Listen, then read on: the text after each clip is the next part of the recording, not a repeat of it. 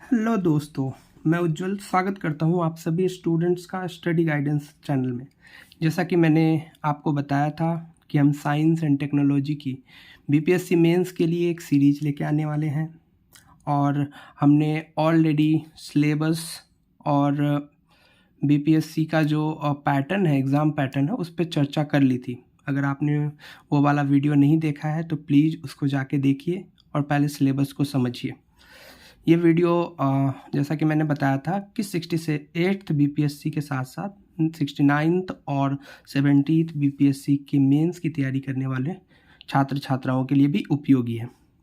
तो हम इसमें 68th का जो एक पॉसिबल टॉपिक है जो एग्ज़ाम में आने की काफ़ी उम्मीद है, नाभिकीय ऊर्जा, आज उसके साथ शुरू कर रहे हैं। नाभिकीय ऊर्जा यानी न्यूक्लियर एनर्जी। तो सबसे पहले हमारा जो पैटर्न होगा वो टॉपिक में कि हम उसके किस किस डायमेंशंस को कवर करने वाले हैं और कौन कौन से प्रीवियस ईयर में आए हैं क्वेश्चंस और क्या क्या डायमेंशंस और भी पूछे जा सकते हैं।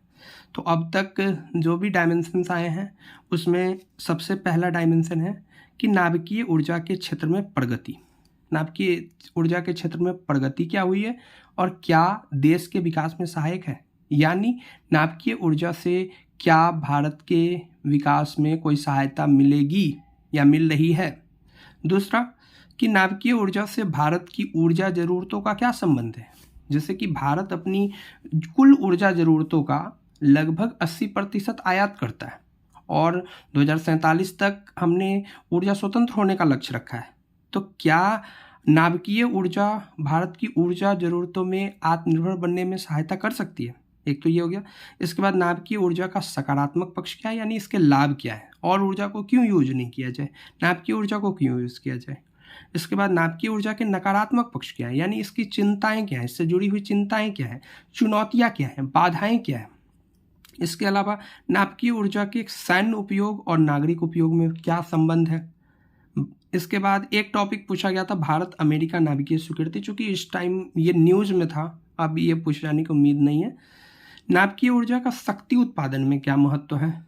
इसके अलावा भारत का नाभिकीय ऊर्जा कार्यक्रम बहुत इंपॉर्टेंट टॉपिक है कि इसकी कौन कौन सी अवस्थाएं हैं, इसका सकारात्मक पक्ष क्या है यानी इसके लाभ क्या है और इसके नकारात्मक पक्ष क्या है, यानी क्या भारत की नाभिकीय ऊर्जा कार्यक्रम के साथ कुछ चिंताएं भी जुड़ी हुई है।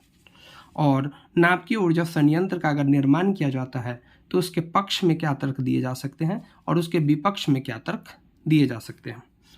आइए हम एक एक करके सबसे पहले बेसिक से शुरू करते हैं, नाभिकीय ऊर्जा के बेसिक से।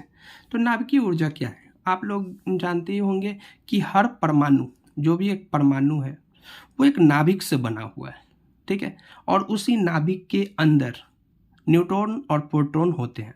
तो इसी नाभिक के अंदर जो एनर्जी है, ठीक है, यानी इस नाभिक को तोड़ने में या फिर दो नाभिकों को जोड़ के एक नया नाभिक बनाने में जो एनर्जी निकलेगी, जो ऊर्जा निकलेगी, इसी को नाभिकीय ऊर्जा कहते हैं। आराम से समझते हैं कि जब कोई भारी नाभिक हो, कोई भी भारी नाभिक है, बड़ा नाभिक है, जैसे कि एक बड़ा नाभिक है और वो क्या किया, दो या दो से हल्के नाभिक में टूट गया, दो या दो से अधिक हल्के नाभिक में टूट गया, ठीक है। एक बड़ा नाभिक है और दो या दो से अधिक हल्के नाभिक में टूट जाए, यानी दो भाग में टूट जाए या दो से अधिक भाग में टूट जाए। या फिर इसका उल्टा भी सही है कि अगर दो नाभिक हो और ये दोनों जुड़ के एक नए नाभिक का निर्माण कर ले जो बड़ा हो इससे, ऑब्वियसली, ठीक है। तो इन दोनों ही केस में क्या देखा गया है कि इन दोनों ही केस में एक ऊर्जा निकलती है। ये ऊर्जा जो निकलती है ये बहुत ही ज़्यादा होती है, कम नहीं होती है। दोनों ही केस है, इन दोनों में जो ऊर्जा निकलती है बहुत ही ज़्यादा होती है और इसी ऊर्जा को नाभिकीय ऊर्जा के नाम से जाना जाता है। तो इस प्रकार से नाभिकीय ऊर्जा दो प्रकार के हो सकते हैं, नाभिकीय विखंडन और दूसरा नाभिकीय संलयन। विखंडन का मतलब है टूटना, यानी जब पहला केस हम देख रहे थे कि जब बड़ा नाभिक दो या दो से अधिक छोटे छोटे नाभिक में टूट रहा है तो वो विखंडित हो जा रहा है, तो ऐसी प्रक्रिया को बोलेंगे नाभिकीय विखंडन। और जब दो या दो से अधिक अगर नाभिक है वो आपस में जुड़ जा रहे हैं, आपस में जुड़ के एक नए बड़े नाभिक का निर्माण करें तो उसको बोलेंगे संलयन। संलयन का अर्थ होता है जुड़ना, तो दो प्रकार की प्रक्रिया से नाभिकीय ऊर्जा निकल सकती है, एक नाभिकीय विखंडन और एक नाभिकीय संलयन। लेकिन वर्तमान स्तर पर अगर बात की जाए तो सभी वाणिज्यिक ऊर्जा इकाई, जो भी ऊर्जा इकाई कमर्शियली काम कर रही है, हम यहाँ एक्सपेरिमेंटल की बात नहीं कर रहे हैं, सिर्फ कमर्शियल जिससे ऊर्जा उत्पादन हो रहा है, वो सिर्फ और सिर्फ नाभिकीय विखंडन पर ही आधारित है।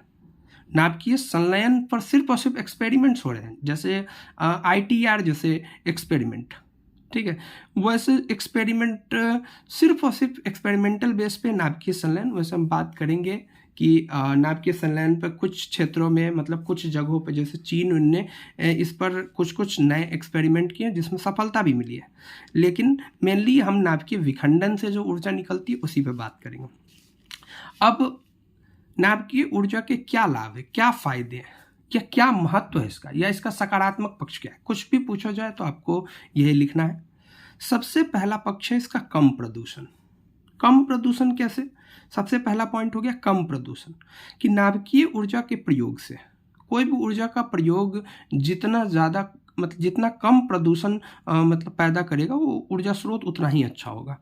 तो नाभिकीय ऊर्जा के प्रयोग से ग्रीन हाउस गैसों का उत्सर्जन लगभग आधा हो जाता है। जो ग्रीन हाउस गैस है, जैसे कार्बन डाइऑक्साइड हो गया, सल्फर डाइऑक्साइड हो गया, इनका जो उत्सर्जन हो रहा है वो पूरा आधा हो जाता है। इसकी मदद से हर वर्ष 470 मिलियन मीट्रिक टन कार्बन हटाया जाता है, जो सड़क से लगभग 100 मिलियन कारों के हटाने के बराबर है। मतलब एक रिपोर्ट कहती है ऐसे कि जो नाभिकीय ऊर्जा का अगर हम इस्तेमाल करें तो हम उतना पॉल्यूशन कम कर सकते हैं जो लगभग सड़क से 100 मिलियन कारों को हटाने के बराबर है।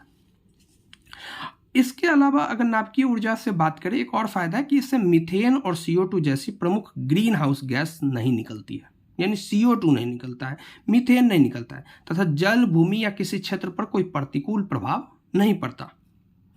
अगर हम नवीकरणीय ऊर्जा के नवीकरणीय स्रोतों से तुलना करें इसकी, कि ऊर्जा के नवीकरणीय स्रोत जैसे कि हो गया सौर ऊर्जा, पवन ऊर्जा से तुलना किया जाए तो 1 गीगावाट घंटा ऊर्जा के उत्पादन के लिए नाभिकीय ऊर्जा औसतन 29 टन CO2 उत्सर्जित करती है। मतलब अगर 1 गीगाटन, गीगा होता है 10⁹9 गीगावाट अगर घंटा ऊर्जा हमें उत्पादित करना है तो आपको नाभिकीय ऊर्जा सिर्फ 29 टन CO2 का उत्सर्जन करेगी। लेकिन सौर ऊर्जा के लिए ये 85 टन है और पवन ऊर्जा के लिए 86 टन है। यानी सौर ऊर्जा और पवन ऊर्जा नाभिकीय ऊर्जा के मतलब रेस्पेक्ट में अगर बात की जाए तो ज़्यादा CO2 का उत्सर्जन करती है, same amount of electricity produce करने के लिए। सेम अगर जितना इलेक्ट्रिसिटी 1 गीगावाट घंटा ऊर्जा के उत्पादन के लिए। अब लेकिन अगर ऊर्जा के अनवीकरणीय स्रोतों से तुलना करें तो कोई तुलना ही नहीं है, क्योंकि लिग्नाइट हो गया, ये तो 1 गीगावाट ऊर्जा के उत्पादन के लिए 1054 टन और कोयला 888 टन CO2 का उत्सर्जन करते हैं। और ये जो सारी रिपोर्ट है ये विश्व नाभिकीय समूह के अनुसार है। तो ये डेटा, जितना आप डेटा लिखेगा एग्जाम में, अगर वो डेटा किसी वैलिड ग्रुप द्वारा दी गई है, किसी अंतर्राष्ट्रीय संस्था द्वारा दी गई है, तो इससे मार्क्स मिलते हैं। इसके अलावा अगर हम बात करें दूसरा पॉइंट, एक तो कम प्रदूषण हो गया, दूसरा पॉइंट है उच्च ऊर्जा आउटपुट। जो ईंधन से ऊर्जा प्राप्ति का अनुपात नाभिकीय ऊर्जा के लिए काफ़ी उच्च है।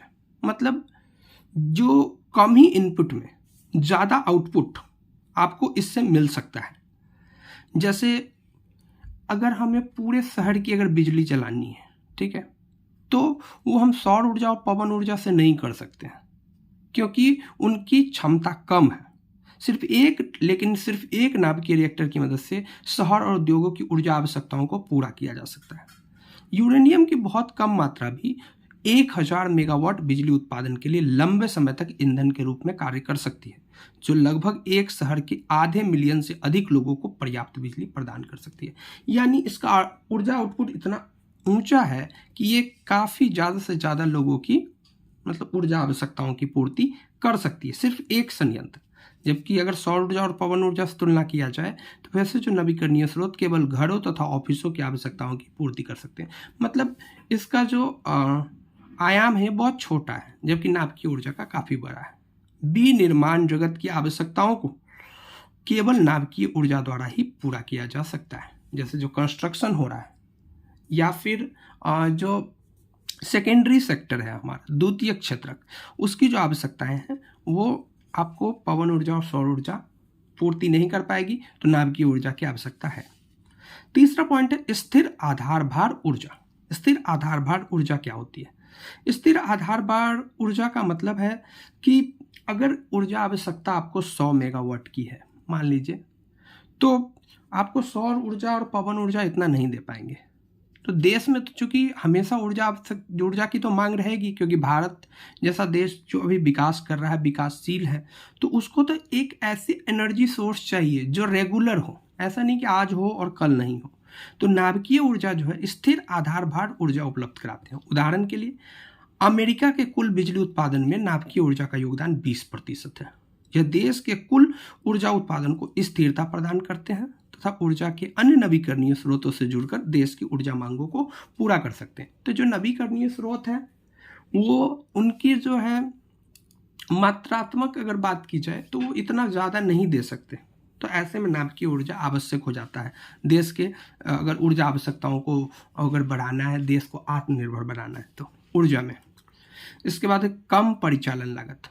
देखिए इनिशियल कॉस्ट तो ज़्यादा है, किसी संयंत्र को लगाने में वो तो ज़्यादा है, वो तो उसका नेगेटिव हो गया। लेकिन अगर हम बात करें कि नाभिकीय ऊर्जा से जो बिजली उत्पन्न की जाती है वो गैस, कोयले तथा अन्य जीवाश्म ईंधन संयंत्रों से सस्ती होती है। यद्यपि परमाणु ऊर्जा संयंत्रों की स्थापना का खर्च अधिक होता है, मतलब अगर इनिशियल शुरू में लगाएंगे तो ये कॉस्ट अधिक है, लेकिन इसकी परिचालन लागत, जो इसको चलाने का खर्च है, काफ़ी कम होता है।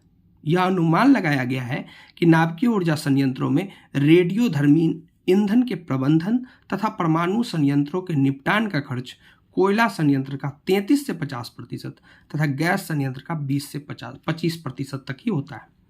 मतलब जितना खर्चा आपको इसमें लगेगा कोयला संयंत्र में या फिर गैस संयंत्र में, उससे बहुत ही कम खर्चे पे मतलब 1 यूनिट बिजली उत्पन्न हो जाएगी। इसके अतिरिक्त अगर एक नाभिकीय ऊर्जा संयंत्र की बात की जाए तो उसका जीवन 40 से 60 वर्षों तक होता है। अगर यूरेनियम की कीमत में वृद्धि भी हो जाए तब भी ऊर्जा उत्पादन की कीमतों पर ज़्यादा अंतर नहीं आएगा। ये हो गई एक मेन बात। इसके बाद पांचवा जो इसका पॉजिटिव पॉइंट है वो है विश्वसनीयता। यह अनुमान है कि यूरेनियम वर्तमान समय में अगले 70 से 80 वर्षों के लिए पर्याप्त मात्रा में है। मतलब जबकि अगर कोयला की बात की जाए तो अभी कुछ ही दिन पहले हमने न्यूज सुनी थी कि कोयला जो है 15-20 दिन का बच गया है, वो ख़त्म होने वाला है, तो उसको हम ऊर्जा का विश्वसनीय स्रोत नहीं मान सकते। लेकिन यूरेनियम वर्तमान में इतना है कि 70-80 साल चल जाएगा। इसके बाद जो परमाणु ऊर्जा संयंत्र है उसमें जलवायु परिस्थिति का कोई संकट नहीं है। जैसे कि अगर किसी दिन मान लीजिए तेज बारिश आ गई तो सौर ऊर्जा संयंत्र काम नहीं करेगा। मान लीजिए कि अगर पवन तेज नहीं है तो पवन ऊर्जा काम नहीं करेगा। ये जलवायु स्थितियों पर निर्भर है, लेकिन नाभिकीय ऊर्जा के साथ ऐसा नहीं है। इसके बाद इसका 6th पॉइंट है इसका आर्थिक प्रभाव। परमाणु ऊर्जा अर्थव्यवस्था को रोजगार तथा समृद्धि प्रदान कर सकती है। एक अनुमान के अनुसार एक नया परमाणु संयंत्र लगने पर कम से कम 400 से 1000 अस्थायी नौकरी उत्पन्न होती है। ज़्यादा से ज़्यादा श्रमिकों को रोजगार मिलता है तथा देश के जीडीपी में भी वृद्धि होती है। लेकिन दूसरी तरफ एक कोयला संयंत्र लगने से केवल 50 से 100 लोग और गैस से संयंत्र लगने से सिर्फ 50 से भी कम लोग रोजगार प्राप्त करते हैं। तो रोजगार का भी है कि जीडीपी में सहायक हो जाएगी। इसके बाद कृषि क्षेत्र में अनुप्रयोग। नाभिकीय ऊर्जा की मदद से जो खाद्य प्रदीपन तकनीक है उसका अगर उपयोग किया जाए तो खाद्य फसलों को प्राकृतिक तौर पर पकने की प्रक्रिया को धीमा किया जा सकता है। मतलब वो तेजी से अगर नहीं पकेंगे तो वो इतनी जल्दी खराब भी नहीं होंगे तथा फसल में जो भी अलाभकारी सूक्ष्मजीव है, बैक्टीरिया है, वायरस है, इसको नष्ट किया जा सकता है। इसके बाद अगर हम बात करें कि अंतरिक्ष अभियानों के लिए अधिक ऊर्जा घनत्व के ईंधन के रूप में नाभिकीय विखंडन तथा संलयन दोनों को भी संभावनापूर्ण बताया गया है। यह भी इंपॉर्टेंट है। और अगर हम बात करें कि मानव अस्तित्व के संबंध में कि भविष्य की ऊर्जा के बारे में बात किया जाए तो ऊर्जा सुरक्षा का अंतिम विकल्प संलयन आधारित परमाणु संयंत्रों को माना गया है। यानी अगर देश को आत्मनिर्भर बनना है भविष्य में तो आप जो है सिर्फ और सिर्फ पवन ऊर्जा और सौर ऊर्जा पर डिपेंड होकर नहीं रह सकते, आपको नाभिकीय ऊर्जा का योगदान लेना ही पड़ेगा। तो ये थे हमारे जो है नाभिकीय ऊर्जा के पॉजिटिव्स, यानी जो एडवांटेज, जो लाभ है उसका महत्व। अब हम चर्चा करेंगे कि नाभिकीय ऊर्जा के नकारात्मक पक्ष क्या है। क्या कोई निगेटिव पॉइंट भी है इसका, या सिर्फ और सिर्फ पॉजिटिव पॉइंट्स ही हैं? तो किसी भी चीज़ का जो जिसका पॉजिटिव है उसका निगेटिव होगा ही। तो नाभिकीय ऊर्जा के नकारात्मक पक्ष या समस्याएं, बाधाएं, चुनौतियां। सबसे पहला जो है पर्यावरणीय प्रभाव। तो सबसे बड़े मुद्दों में से एक है कि जो नाभिकीय ऊर्जा या परमाणु ऊर्जा है उसके पर्यावरणीय प्रभाव के संबंध में। परमाणु संयंत्रों के प्रयोग में यूरेनियम का खनन होता है और शोधन की प्रक्रिया होती है। तो यूरेनियम चूंकि जो है रेडियो एक्टिव एलिमेंट है, तो ये परमाणु दुष्प्रभावों को उत्पन्न कर सकती है। तो इससे जो नाभिकीय कचरा निकलता है वो जो है रेडियो एक्टिव होता है और वो विकिरण उत्पन्न करता है और उच्च तापमान भी उत्पन्न करता है, जो पौधे, मनुष्य तथा अन्य जीवों को नुकसान पहुंचा सकता है। हम जानते हैं कि रेडियोधर्मी पदार्थों का क्षय होने में अनगिनत वर्ष लगते हैं। मतलब रेडियोधर्मी पदार्थ अगर उत्पन्न हुए हैं तो उनका क्षय अचानक से नहीं हो जाएगा, इसमें बहुत सारे टाइम लग जाता है, जिसके कारण लंबे समय तक विकिरण का होना संपूर्ण मानव जाति के अस्तित्व पर संकट पैदा कर सकती है। पूरा मानव जाति समाप्त हो सकता है। परमाणु विरोधी पर्यावरण समूह ग्रीन पीस, एक समूह है ग्रीन पीस इंटरनेशनल, उसकी एक रिपोर्ट के अनुसार परमाणु अवशेष संकट का वर्तमान में कोई समाधान नहीं है, यानी इसका समाधान किए बिना ये एक बहुत बड़ा खतरा भी है। दूसरा, परमाणु दुर्घटनाएं। कुछ परमाणु दुर्घटनाएं ऐसी हुई है जिसके कारण नाभिकीय ऊर्जा के प्रयोग पर संदेह उत्पन्न हुआ है।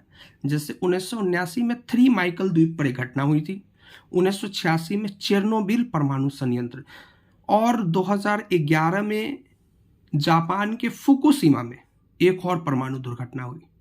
इस दुर्घटना में जो हाइड्रोजन था वो अनियंत्रित होकर विस्फोटक सामग्री बन गया, जिससे ये खतरा और भी बढ़ गया और लोगों का संदेह भी बढ़ गया। इसके अतिरिक्त परमाणु दुर्घटना से जो रेडियोधर्मी पदार्थ का उत्सर्जन होता है उसने न सिर्फ मानव स्वास्थ्य पर, पर्यावरण पर गंभीर प्रभाव डाला है, बल्कि इससे विस्थापन की समस्या भी बढ़ी है। लोग जो है वो अपने क्षेत्र से बाहर जाना पड़ा है। इसके बाद इसका तीसरा नकारात्मक पक्ष है इसकी उच्च लागत। परमाणु ऊर्जा संयंत्र के निर्माण की प्रारंभिक लागत बहुत अधिक है। पहले ही बताया कि परिचालन लागत तो कम है, लेकिन शुरू वाला लागत बहुत अधिक है, जिससे ऊर्जा का उत्पादन लागत प्रभावी नहीं रह जाता। उदाहरण के लिए अगर बात करते हैं कि दक्षिण अफ्रीका में क्या हुआ था कि इतनी ज़्यादा लागत हो गई कि उसने अपने नाभिकीय ऊर्जा कार्यक्रम में 9.6 गीगावाट परमाणु ऊर्जा जोड़ने की जो योजना बनाई थी उसको रद्द कर दिया, क्योंकि इसकी लागत लगभग 84 बिलियन डॉलर के आसपास आई थी। तो दक्षिण अफ्रीका ने का एग्जाम्पल हम दे सकते हैं एग्जाम में कि उसने ऐसा किया था। चौथा पॉइंट है दुरुपयोग की आशंका। क्योंकि नाभिकीय ऊर्जा संयंत्र से जुड़ी एक महत्वपूर्ण चिंता परमाणु संयंत्रों को हमले से बचाने का भी है। न्यूक्लियर पावर प्लांट चलाने के लिए सुरक्षा पर भी भारी भरकम खर्च करना पड़ता है, क्योंकि अगर गलत हाथों में चला जाएगा तो फिर दिक्कत है। क्योंकि गलत हाथों में चला जाएगा तो अभी शांतिपूर्ण उपयोग हो रहा है, हो सकता है इसका आतंकवादी उपयोग हो, सैन्य उपयोग हो, तो ऐसे में परमाणु हथियार बन जाएंगे, और ऐसे हथियार गलत हाथों में अगर चले गए तो दुनिया तथा मानव सभ्यता के लिए विनाशकारी हो जाएगा। अब है अनवीकरणीय, जो कि प्रदूषण तो कम करता है लेकिन पूरी तरह से प्रदूषण मुक्त नहीं है। सौर और पवन ऊर्जा नवीकरणीय संसाधन है तथा उनकी आपूर्ति अनंत है, जबकि परमाणु ऊर्जा एक अनवीकरणीय संसाधन है। इसके अतिरिक्त ईंधन के रूप में यूरेनियम सीमित मात्रा में है और कुछ ही देशों तक सीमित है। अब हम अगले टॉपिक पे बात कर लेते हैं, भारत में नाभिकीय ऊर्जा कार्यक्रम। कि भारत का जो परमाणु ऊर्जा कार्यक्रम है या नाभिकीय ऊर्जा कार्यक्रम वो कैसा है, उसकी संरचना कैसी है, इस पर भी क्वेश्चन आया हुआ है। भारत का नाभिकीय ऊर्जा कार्यक्रम त्रिस्तरीय है। त्रिस्तरीय मतलब 3 स्तर का है, इसके 3 स्टेप है, जिसे 1950 के दशक में डॉक्टर होमी भाभा के द्वारा देश की दीर्घकालिक ऊर्जा स्वतंत्रता को संरक्षित करने के लिए बनाया गया था। दीर्घकालिक रूप में मतलब उन्होंने फ्यूचर में जो ऊर्जा स्वतंत्रता चाहिए, ऊर्जा आत्मनिर्भरता चाहिए, उसके लिए बनाया गया था। इस कार्यक्रम का अंतिम उद्देश्य भारत की ऊर्जा आवश्यकताओं को पूरा करने के लिए थोरियम रिजर्व का प्रयोग करना है। जैसा कि आप लोग जानते होंगे कि भारत में यूरेनियम इतना ज़्यादा नहीं पाया जाता, लेकिन भारत में थोरियम का बहुत ज़्यादा समूह है। जैसे थोरियम का सबसे बड़ा जो मतलब प्रोड्यूसर है वो है केरल। तो केरला में और भी जो आपको सी के किनारे जो भी स्टेट है उसमें पाया जाता है थोरियम। थोरियम भारत के लिए एक महत्वपूर्ण खनिज है, क्योंकि भारत पूरे विश्व का केवल 1 से 2% यूरेनियम रखता है, जबकि थोरियम के मामले में ये लगभग 30% है। मतलब पूरे दुनिया का सिर्फ 1 से 2% यूरेनियम हमारे पास है, लेकिन थोरियम की बात किया जाए तो लगभग 30% थोरियम है हमारे पास। तो थोरियम बेस्ड रिजर्व जो है उस पर जो है हमें नाभिकीय ऊर्जा कार्यक्रम को बनाया है। लेकिन दिक्कत क्या है कि थोरियम अपने आप में कोई विखंडनीय पदार्थ नहीं है। ऐसा नहीं कि थोरियम जो है 2 पार्ट में टूट जाएगा अपने आप में, या 2 से अधिक पार्ट में टूट जाएगा। इसलिए थोरियम जो है विखंडन की अभिक्रिया द्वारा कोई ऊर्जा उत्पन्न नहीं कर सकता है।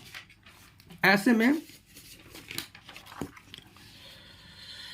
हम पहले क्या करते हैं इसमें कि पहले इसे एक विखंडनीय पदार्थ यूरेनियम 233 में बदला जाता है।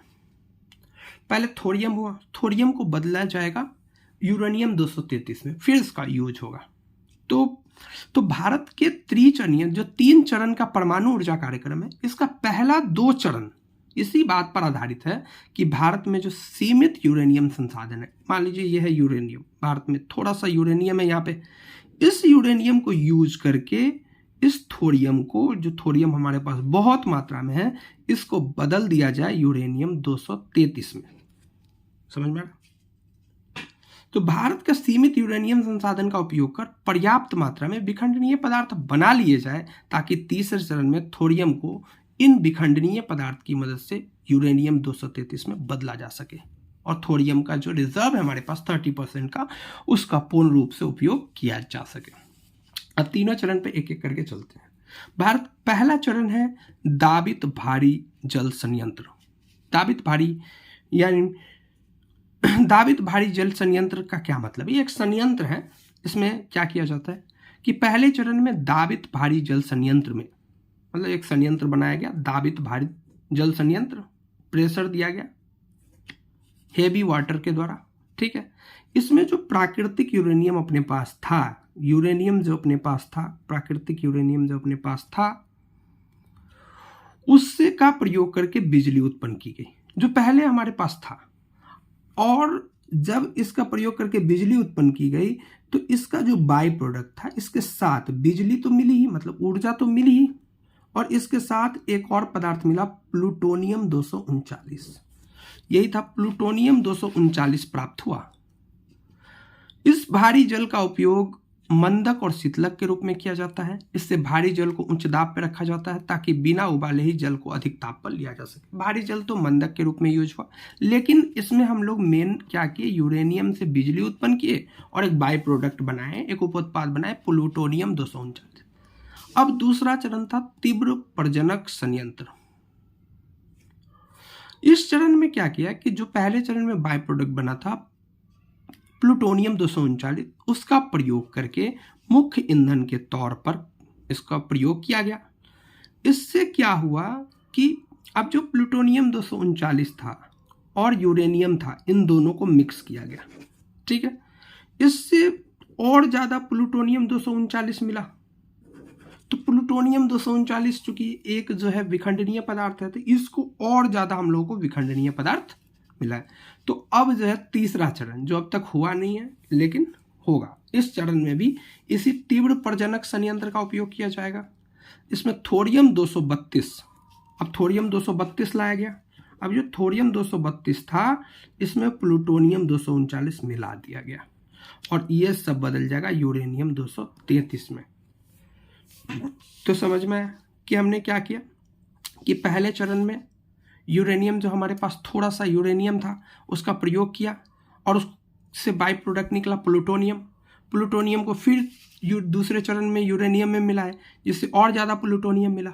तो बहुत ज़्यादा प्लूटोनियम मिलने के बाद उसको थोरियम में मिलाया गया, और थोरियम में मिला के इसको यूरेनियम 233 में बदला जाता है। तो अगर समग्रता हम बात करें निष्कर्ष कि भारत के त्रिचरणीय परमाणु ऊर्जा कार्यक्रम में दाबित भारी जल संयंत्र की सहायता से नाभिकीय ऊर्जा उत्पादन को 10 गीगावाट तक बढ़ाया जा सकता है। समझ रहा, 10 गीगावाट तक। और तीव्र प्रजनक संयंत्र, सबसे पहले जो पहला चरण है उसमें जो दाबित भारी जल संयंत्र था वो 10 गीगावाट तक इसको ऊर्जा उत्पादन कर सकते हैं। बाद में जो तीव्र प्रजनक है यानी दूसरा और तीसरा स्टेप है, इसे 50 गीगावाट तक बढ़ा सकते हैं। मतलब दूसरे स्टेप पे, सॉरी तीसरे स्टेप पे नहीं। और जब 50 गीगावाट हमारे पास आ जाएगा एनर्जी, इसके बाद हम तीसरे चरण की शुरुआत कर सकते हैं। तो अगर हम पूरी तरह इस चीज़ को समझे तो एक तरह से क्या हो गया,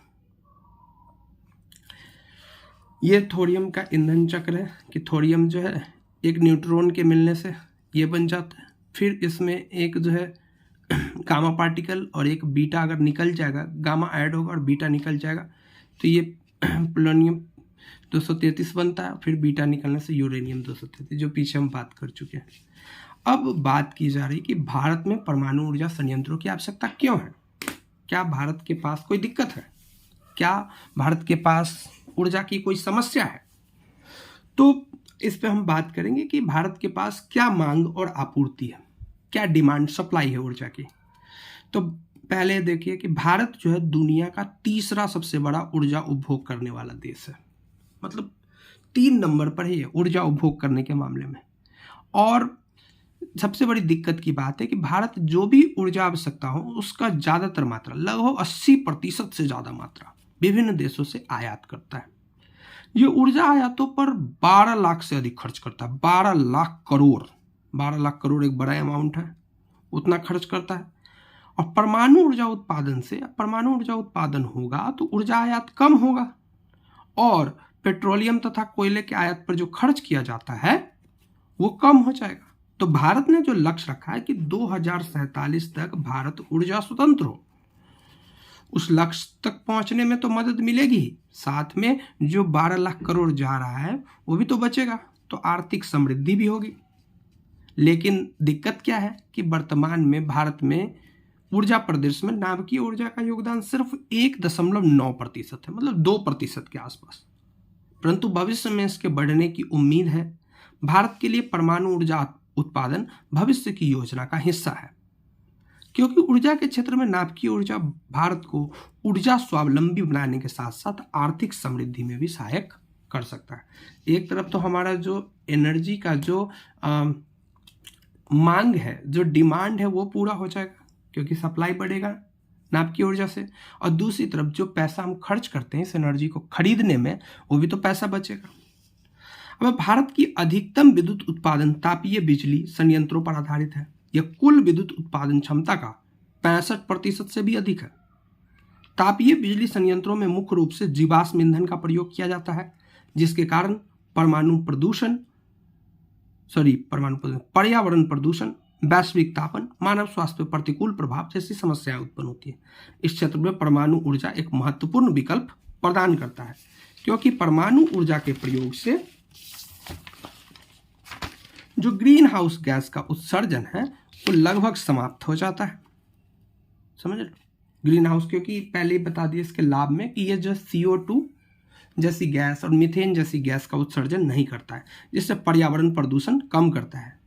भारत ने COP26 में जो विचार विमर्श किया उसमें 2070 तक कार्बन उत्सर्जन को नेट जीरो करने के लक्ष्य पर सहमति जताई है। भारत ने लक्ष्य रखा है नेट जीरो का।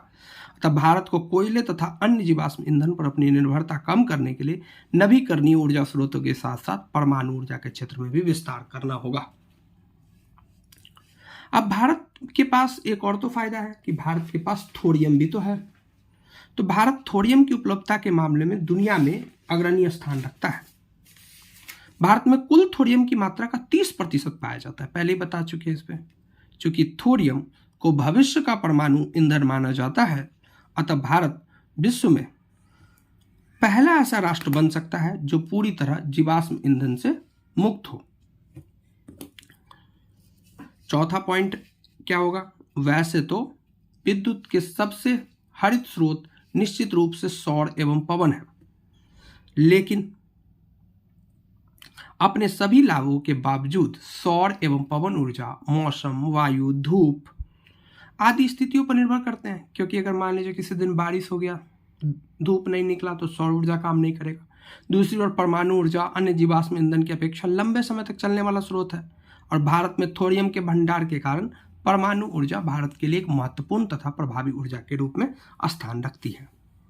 इसके बाद एक और भी तो लाभ है कि कोयला अथवा गैस संयंत्र की तुलना में परमाणु ऊर्जा संयंत्रों की परिचालन लागत भी कम होती है। इसके अलावा रोजगार के नए अवसर भी है, पहले बात कर चुके हैं।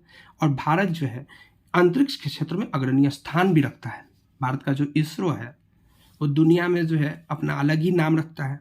अंतरिक्ष अभियानों के लिए ऐसे ईंधनों की जरूरत है जिसका क्यू फैक्टर अत्यधिक हो। क्यू फैक्टर मतलब आउटपुट बाय इनपुट रेशियो, मतलब कम इनपुट पर ज़्यादा आउटपुट हो, तथा जो अधिक ऊर्जा घनत्व का हो, तथा जो स्वदेशी भी हो।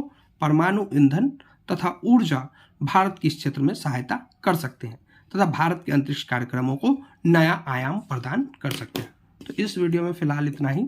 हम इसका पार्ट 2 लेकर आएंगे। अब थोड़ा सा और बच गया है, तो इस वीडियो के पार्ट 2 में हम नाभिक की ऊर्जा को कंप्लीट करेंगे। आशा है कि आपको ये वीडियो पसंद आए, और प्लीज़ अगर आपको ये वीडियो पसंद आता है तो इसको शेयर करें अपने दोस्तों के साथ और चैनल को प्लीज़ सब्सक्राइब करें। धन्यवाद।